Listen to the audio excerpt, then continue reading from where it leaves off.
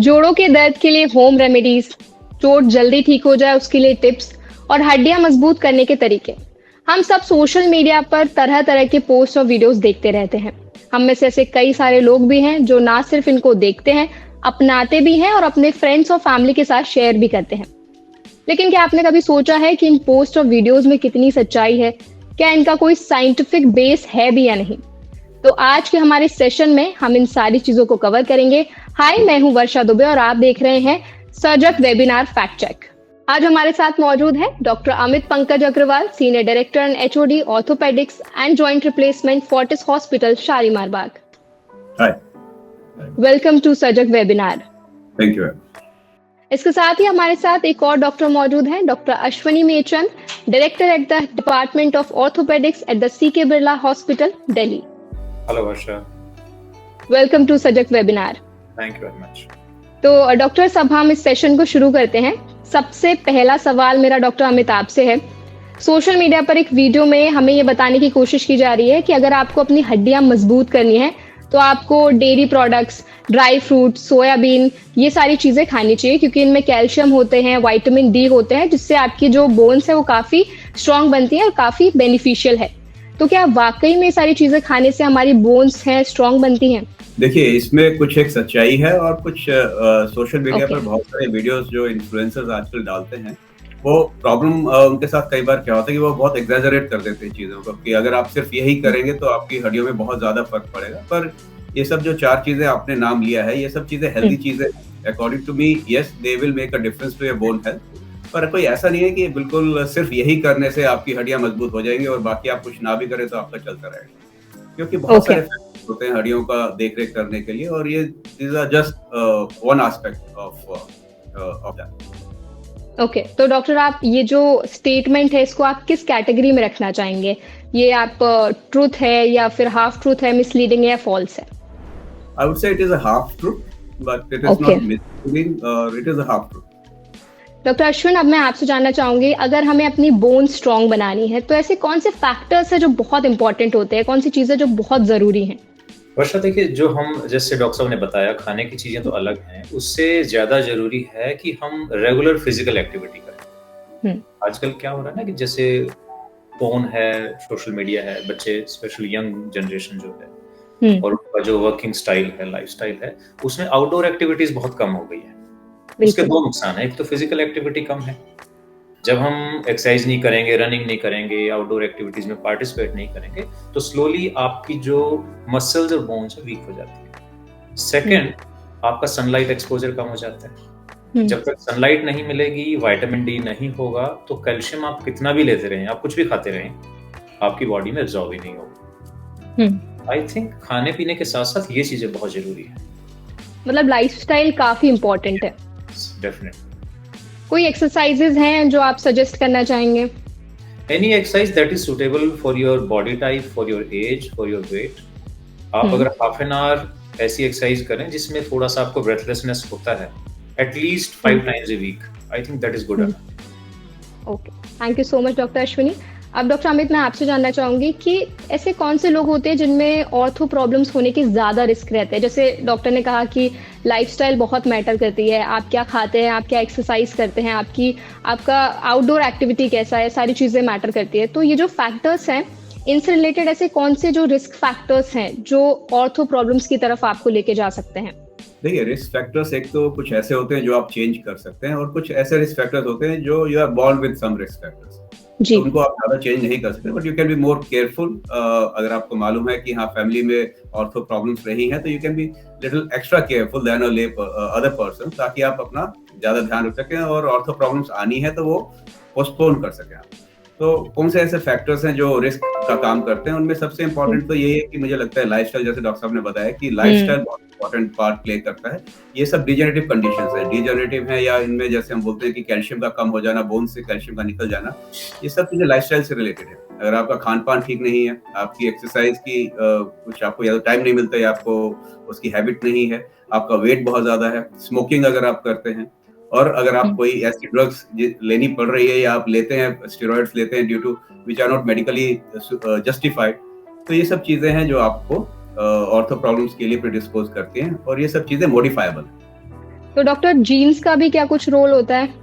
Definitely हर चीज genetic है, हर पर कितना रोल है, डायरेक्ट रोल है या इनडायरेक्ट रोल है, ये सब चीजें डिबेटेबल हैं, but yes genes play an important role in every aspect of our life, be it mind, be it body, be it diseases. Yes genetics are important, but ऐसा नहीं है कि कोई भी ऐसी ऑर्थो की प्रॉब्लम नहीं है जो कॉमनली हम देखते हैं जो बिल्कुल ही जेनेटिक है कि हाँ एक पेरेंट से में ट्रांसमिट हो रही है, ऐसी कोई भी कॉमन ऑर्थोपेडिक प्रॉब्लम नहीं है जो हम कॉमन प्रॉब्लम्स की बात करें, we are not talking about rare syndrome. तो ऐसे में बट जेनेटिक्स का बहुत ज्यादा रोल है, डायरेक्ट ऐसा मैं नहीं बोलूंगा, but yes they do play a role in causing this disease. Okay, thank you so much doctor Amit. Doctor Ashwin, अब मेरा अगला सवाल आपसे है। एक वीडियो के जरिए बताया जा रहा है कि अगर आपके जोड़ों में दर्द रहता है तो रोजाना सोने से पहले दूध पीना फायदेमंद रहेगा। वीडियो में बताया गया है कि दूध के एंटी इंफ्लेमेटरी गुण सूजन को दूर करते हैं और कैल्शियम से भरपूर होने के कारण ये जोड़ों के दर्द में भी राहत देता है। लेकिन क्या वाकई दूध जोड़ों के दर्द के लिए इतना इफेक्टिव है? दूध में कैल्शियम होता है, दैट इज ट्रू, और कैल्शियम की जरूरत हड्डियों में है, जोड़ों में नहीं है। और इसमें ऐसा कुछ नहीं है कि दिन में पीना है रात में, but as such scientifically there is no direct connection between milk and anti inflammatory activities. कुछ भी नहीं है ऐसा, इट्स ए फॉल्स स्टेटमेंट। आप दूध कभी भी पिए, इट्स ए हेल्दी थिंग, लेकिन अगर आपको जॉइंट पेन है तो you should get it investigated, expert opinion लें, प्रॉपर्ली उसका ट्रीटमेंट करें, that is a better way. Okay, so आपके हिसाब से जो स्टेटमेंट है वो पूरी तरह से गलत है। Okay, thank you so much doctor Ashwini.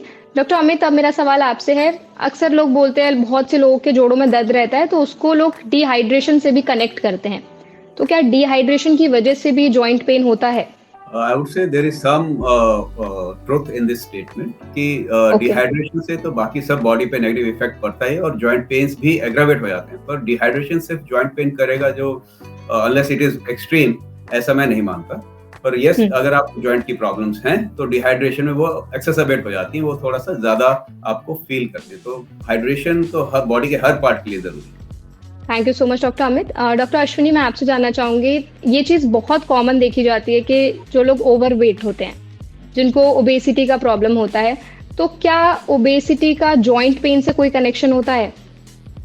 बिल्कुल, अगर हमारे जॉइंट बॉर्डर लाइन है, मैं ये कहूँगा कि उनमें बहुत हल्का फुल्का कभी कभार पेन होता है और आपका वेट भी ज्यादा है, तो डेफिनेटली आपका पेन एग्रीवेट करेगा, क्योंकि आपके जॉइंट ऑलरेडी अफेक्टेड है बिकॉज ऑफ सम डिजीज और बिकॉज ऑफ सम कंडीशन। अगर आप उस पर ज्यादा वेट कैरी कर रहे हैं तो डेफिनेटली आपको पेन बढ़ेगा। तो जब भी हमारे पास पेशेंट आते हैं, इवन आर्थराइटिस के पेशेंट भी आते हैं, तो पहली चीज हम उनको यही बताते हैं कि प्लीज वेट रिड्यूस करें। आपकी 50% प्रॉब्लम्स वेट रिड्यूस करने से ही हो जाती है। तो obesity not only joint pain, there are so many other conditions which obesity contributes to. तो बॉडी वेट का तो हमें ध्यान रखना ही चाहिए एनी एज ग्रुप, और अनफॉर्चुनेटली आजकल तो एडोलेसेंट और बच्चों में और यंग एडल्ट्स में बहुत कॉमन ओबेसिटी आ रहे हैं, तो we should be very careful about it. हमें अपने बच्चों को इस तरह की गाइडेंस, उन तरह की डाइट, एक्सरसाइज, वही बातें आती हैं, ultimately it's all related to lifestyle. Yes, बिल्कुल। डॉक्टर अमित, अगला सवाल मेरा आपसे है। एक और वीडियो, एक पोस्ट हमें एक्चुअली मिला जिसमें बताया जा रहा है कि सर्दियों के मौसम में अगर आपकी बॉडी के किसी भी पार्ट जैसे कि फिंगर्स हो गए, रिस्ट या फिर पैरों में दर्द होता है तो आपको हनी का लेप लगाना है और इसको आपको हफ्ते में पूरा एक हफ्ते कंटिन्यू करना है, 10 मिनट के लिए आपको रोज ये चीज करनी है, तो इससे आपका जो दर्द है वो गायब हो जाएगा। तो क्या सच में ये चीज इतनी असरदार है? देखिए, देयर इज नो, इसमें कोई साइंटिफिक बेसिस नहीं है स्टेटमेंट में, कोई दिस इज टोटली बेसलेस। किसी का कोई एक्सपीरियंस है तो वो अलग चीज है, क्योंकि बहुत सारी चीजें जो नॉन साइंटिफिक है, किसी में काम कर रही है, किसी में नहीं काम कर रही, तो इसका ये मतलब नहीं है कि ये साइंटिफिक है। और साइंटिफिक स्टडीज बहुत जरूरी है किसी भी चीज को पब्लिक में लाने से पहले, बट अनफॉर्चुनेटली सोशल मीडिया में कोई स्क्रूटनी नहीं होती है और आप जो चाहे बोल सकते हैं, कोई चीज वायरल हो and then it takes, there is, I am sorry, I am digressing, but there is a law for social media which we call Bradolini's law. So it takes a lot of effort to counter something which is half truth or even baseless. But it takes no effort to just put anything on social media. So there is no. I'm sure the social media influencers, they need to be more scientific. Careful. They're responsible for their statements what they make, because they have a huge impact in now this day and age. They have a huge impact on the society. पर इस statement में कोई भी scientific basis नहीं। Okay, मतलब ये statement आपके side से फॉल्स है। एब्सोल्युटली। बिल्कुल। डॉक्टर अश्विनी, अब मेरा सवाल आपसे है, जब हमें बॉडी के किसी भी पार्ट में दर्द होता है तो अक्सर कुछ लोग होते हैं जो बर्फ से सिकाई करते हैं, कुछ लोग गर्म सिकाई करते हैं, तो किस चोट पर किस तरह की सिकाई करना जरूरी है? ये बड़ा सही सवाल पूछा आपने, ये काफी कंफ्यूजन है। बिल्कुल। जब भी एक्यूट इन्फ्लेमेशन है, मान लो आपको कोई इंजरी हुई है या कोई पुरानी चोट अचानक आपकी फिर से स्वेलिंग आ गई है, अचानक सीवियर पेन है, तो उसमें फर्स्ट 2 to 3 वीक्स में हमें आइस पैक लगाना चाहिए, टेम्परेचर कम करना चाहिए, क्योंकि जब बॉडी में कहीं भी इन्फ्लेमेशन होती है तो टेम्परेचर राइज करता है, तो हमें उसको काउंटर करना है। तो ice pack is very good thing. लेकिन कोई क्रॉनिक प्रॉब्लम है, आपको स्टिफनेस है, तो उस केस में आप गर्म सिकाई कर सकते हैं। तो ये बड़ा सिंपल सा प्रिंसिपल है, जब भी एक्यूट इन्फ्लेमेशन हो तो प्लीज वहाँ गर्म सिकाई ना करें। वैसे आपको अच्छा जरूर लगेगा, हमने बहुत बार देखा है घरों में कोई मोच आती है, चोट लगती है, तो सबसे पहले वहाँ सिकाई आपको एक बार अच्छा जरूर लगेगा, लेकिन उससे आपकी तकलीफ बढ़ेगी, आपकी जो कंडीशन है वो प्रोलॉन्ग हो जाएगी। आई एम श्योर बहुत से लोगों का कंफ्यूजन अब दूर हो गया होगा, क्योंकि लोग अक्सर कंफ्यूज हो जाते हैं। अगर कोई गिर गया तो वो गर्म सिकाई कर लेते हैं, कभी कोई ठंडी सिकाई कर लेता है। तो जो आपने आंसर दिया, आई एम श्योर बहुत लोगों का कंफ्यूजन इससे दूर हुआ होगा। अब मेरा सवाल डॉक्टर अमित आपसे है, क्या जिन लोगों के जोड़ों में बहुत ज्यादा कंटिन्यूअस पेन होता है, क्या ये किसी अर्थराइटिस प्रॉब्लम का सिग्नल हो सकता है? देखिए, आर्थराइटिस क्या है? आर्थराइटिस कोई भी जोड़ों में रिलेटेड इश्यू है तो उसको ब्रॉडली आर्थराइटिस कहा जा सकता है। बट आर्थराइटिस को अगर हम क्लिनिकल सेंस में जो हम प्रोफेशनली यूज करते हैं तो बहुत ही उसके साइंटिफिक मायने रहते हैं कि किस चीज को आर्थराइटिस बोलना है, किसी को आर्थराइटिस नहीं बोलना। यस, आर्थराइटिस का सबसे इम्पोर्टेंट जो प्रेजेंटेशन है वो तो पेन ही है। जोड़ों का पेन है वो आर्थराइटिस की एक शुरुआत हो सकती है, उसका एक सिम्टम हो सकता है। और आर्थराइटिस एक एज रिलेटेड जिसको आर्थराइटिस बोलते हैं, अगेन लिटिल मिसनोमर, क्योंकि वो तो age related wear and tear है, उसको आर्थराइटिस कह देना बहुत अच्छा scientific use of arthritis word नहीं है। आर्थराइटिस आमतौर पे उसको बोला जाता है जो गठिया जिसको बोलते हैं, गठिया जो यंग एज में शुरू है, जिसमें जोड़ में सूजन आ रही है और स्टिफनेस बहुत ज्यादा हो रही है, सही मायनों में तो गठिया वो होता है। और यस, एज आई सेड, हर आर्थराइटिस का सिम्टम पेन और स्टिफनेस ही होगा जोड़ों के अंदर। तो yes, they can be used interchangeably, but जब भी आपको ऐसा प्रॉब्लम है तो कोई एक्सपर्ट ही आपको बता पाएगा कि आपको वो वाला गठिया है या नहीं। मतलब आपको चेकअप कराना जरूरी है। यस। डॉक्टर अश्विन, मेरा अगला सवाल आपसे है। सोशल मीडिया पर एक वीडियो हमारी सजग फैक्ट चेक टीम को मिला, जिसमें बिना तकिया लगाकर सोने के कई फायदे गिनाए जा रहे हैं, जिसमें गर्दन का जो दर्द होता है उसमें भी आपको छुटकारा मिल सकता है, ये भी शामिल है। तो ये जो स्टेटमेंट है वो कितना सही है? नहीं, इसका कोई साइंटिफिक प्रूफ नहीं है कि आप तकिया नहीं लगाएंगे तो आपकी नेक बिल्कुल ठीक हो जाएगी। रादर एक प्रॉपर हाइट का तकिया अगर आप यूज करेंगे तो आपकी नेक ज्यादा रिलैक्स रहेगी, आपको पेन में आराम मिलेगा। इनफैक्ट हम बहुत सारे नेक पेन पेशेंट्स को सर्वाइकल पिलोज एडवाइस भी करते हैं। So this is not a scientifically proven statement. तो ये स्टेटमेंट आपके हिसाब से किस कैटेगरी में आप डालना चाहेंगे? I would say it's a false statement. False statement. Yes. Okay doctor, thank you so much doctor Ashwin. मैंने ऐसे बहुत से लोगों को देखा है जो गर्दन के नीचे टाल लगा के सोते हैं, क्योंकि उनको ऐसा लगता है इससे सर्वाइकल की प्रॉब्लम में काफी आराम मिलेगा।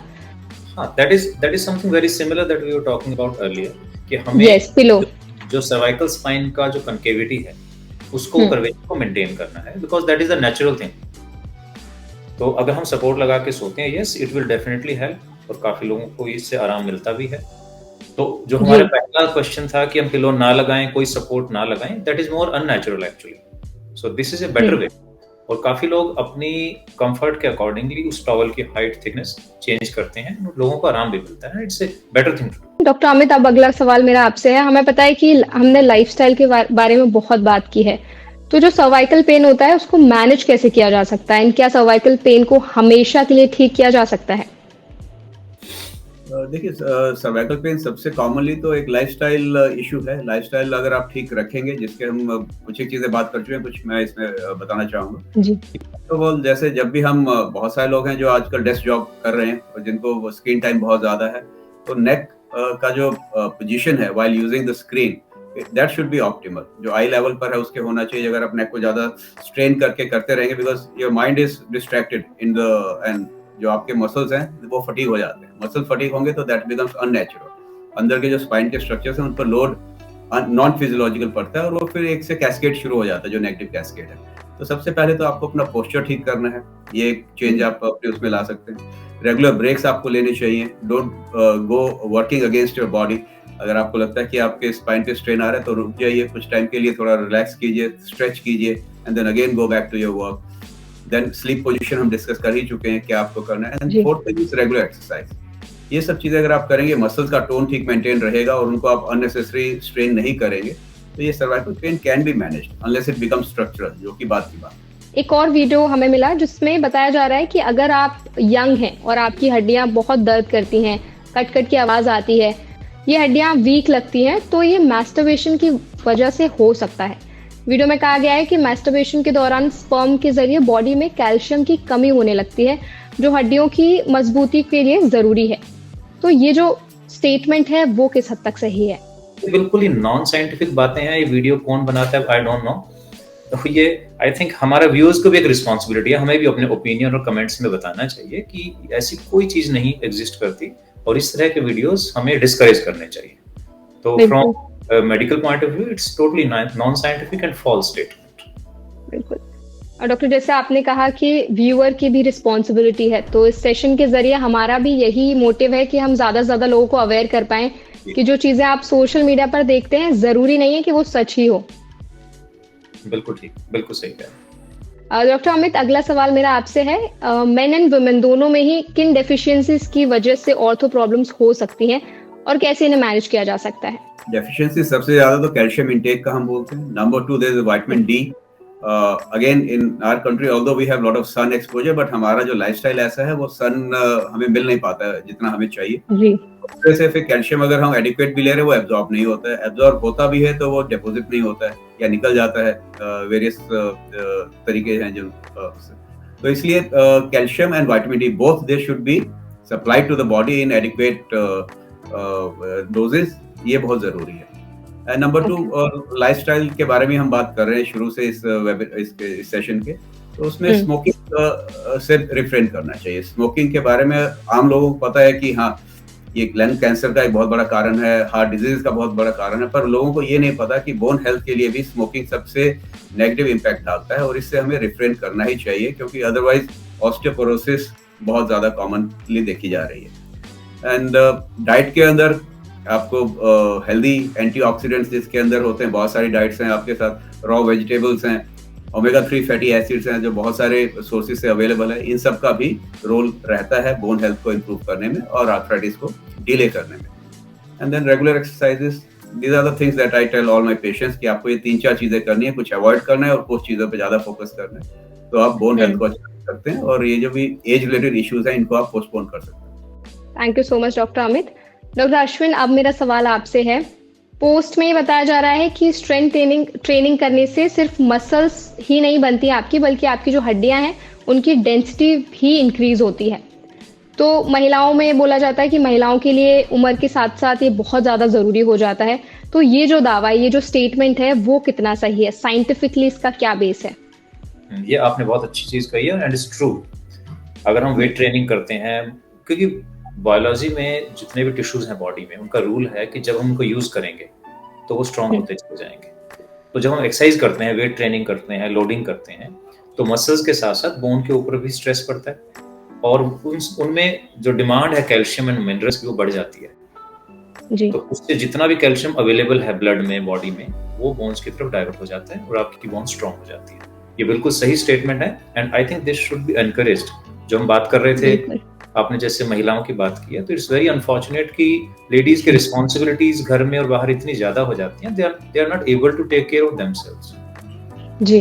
हमें ये थोड़ा सा अवेयरनेस, आप जो ये बातें कर रहे हैं, बहुत इट्स वेरी नाइस आइडिया कि लोग देखेंगे इस प्रोग्राम को, दे should be aware about it कि अपनी सेहत का ध्यान रखना इक्वली इम्पोर्टेंट है फैमिली के साथ साथ, और ये चीजें हमें अपने रूटीन में, डेली रूटीन में अपने लगानी आनी चाहिए। एक्सरसाइज करना is not only A domain of children कि बच्चे ही एक्सरसाइज करते हैं, बड़े भी एक्सरसाइज करें। रादर कहते हैं कि we should prepare for the last decade of our life. अगर हम हमेशा एक्सरसाइज करते रहेंगे तो जो लास्ट डेकेड आपके लाइफ का रहेगा वो बहुत कंफर्टेबल और हेल्दी रहेगा। Good message that you are giving through this program. Doctor Amit, मेरा सवाल आपसे है। बहुत बार ऐसा देखा जाता है जब महिलाओं की उम्र बढ़ती रहती है तो उनको बहुत सारे ऐसे रहते हैं, जॉइंट पेन में उनकी प्रॉब्लम होती है या ऑर्थो रिलेटेड उनको बहुत सारी प्रॉब्लम होना शुरू हो जाता है। तो ऐसे कौन से फैक्टर्स है, कौन सी चीजें हैं जिनका ध्यान देना बहुत जरूरी है और मेक श्योर किया जाए कि उनकी जो हड्डियों से जुड़ी हुई समस्याएं हैं वो अवॉइड कर पाए? बहुत अच्छा सवाल है आपका। तो सबसे पहली बात कि लेडीज के अंदर ज्यादा प्रॉब्लम्स क्यों होती हैं। Yes, you are very right कि लेडीज को प्रॉब्लम ज्यादा होती है। तो उसमें एक रोल तो है हार्मोन्स का, because as we know perimenopausal जब लेडीज हैं उनको बोन की प्रॉब्लम होनी शुरू हो जाते हैं, बिकॉज हार्मोन्स का बहुत ही ऑस्टियोप्रोटेक्टिव या कि बोन को प्रोटेक्ट करने का इफेक्ट होता है जो कम हो जाता है। That is how the biology works. और वो जब इफेक्ट हार्मोन्स का कम हो जाता है तो कैल्शियम निकलना शुरू होता है और ऑस्टियोपोरोसिस बहुत ज्यादा एक्सेलरेट हो जाती है। जेंट्स में भी होता है पर इतनी not to the same extent as we find our women patients to be suffering from this. तो इसके लिए क्या कर सकती हैं वो, नंबर 1, अगर कोई प्रीमेच्योर उनको हार्मोनल इश्यू है तो वो ठीक से टैकल होना चाहिए। Take the care of experts and replacements होती हैं, हार्मोनल रिप्लेसमेंट, जिससे ऑस्टियोपोरोसिस प्रीमेच्योर अगर हो रहा है तो वो रुक जाता है। नंबर 2, डाइट बहुत इंपॉर्टेंट है और डाइट का आपको ध्यान रखना ही पड़ेगा क्योंकि डाइट ही है जो आपको एटलीस्ट सबस्ट्रेट का काम करेगी, जो बोन्स और उसमें जाकर के जमेगा और आपको प्रीमेच्योर ऑस्टियोपोरोसिस से रोकेगा। Number 3, very important, a large number of our women they are not exercising at all।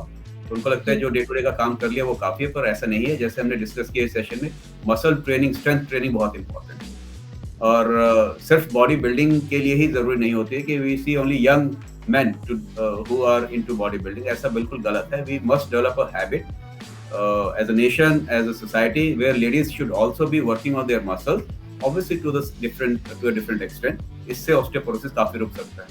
Walk बहुत इंपॉर्टेंट है। हिप्स मसल्स अगर काम करते रहेंगे तो हिप बोन्स के अंदर स्टिमुलस जाएगा और वो स्ट्रांग रहेंगी। तो ये 3-4 चीजें हैं जो आप करें तो ऑस्टियोपोरोसिस और ऑस्टियोआर्थराइटिस दोनों से आप कुछ समय तक इनको पोस्टपोन कर सकते हैं। Doctor Ashwini and doctor Amit, thank you so much. आज आपने हमारे ऑडियंस तक जो ऑर्थो से रिलेटेड जो भी पोस्ट और वीडियोस थी उनकी सच्चाई उन तक पहुंचाई, उसके लिए आपका बहुत बहुत धन्यवाद। Thank you very much. I hope आज की वीडियो में दी गई इन्फॉर्मेशन आपको हेल्पफुल लगी होगी। अगर आज का वीडियो आपको पसंद आया हो तो वीडियो को लाइक करें, शेयर करें और ऐसी और भी वीडियोस देखने के लिए हमारे चैनल को सब्सक्राइब करें।